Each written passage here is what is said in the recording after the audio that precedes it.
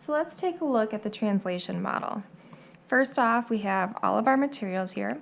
We have our ribosome, we have our mRNA, we have our different tRNAs, each with our anticodon and our amino acid, and then we also have our stop protein as well.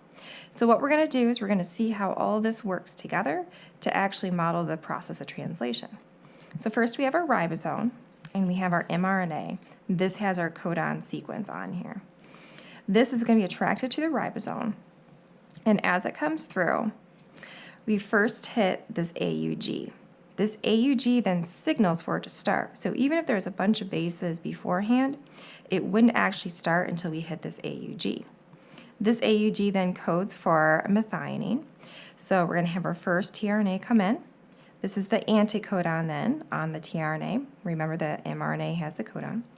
So we have that, and then we have our amino acid linked. When we're doing this then, as we're moving along, we now have our next tRNA coming in. So we have arginine in, and then that, again, the anticodon will bind. Now what happens is this is coming in, this amino acid here is actually going to bind to this incoming tRNA. So we're actually going to see that binding right on there. Then we're done with this tRNA. That will go away. In the future, we can have another amino acid binding to that, but for this process right here, we're done with it. So this continues to move through. Then we hit this GUU. So when that happens, we do the same process again. We have our start of a sequence here. That's going to unlink to that tRNA. It's now going to be linking onto this next one, onto that amino acid. And then that one will go away. This will move across. Then we have our UAU, and then our anticodon that will bind with this. Again, we're going to have our amino acids here. They're going to unlink to that tRNA and then link right on to that new tRNA, and this one's going to go away. As we go through this process then, our mRNA keeps moving on through. We hit this UGA. Now this actually codes for this process to stop.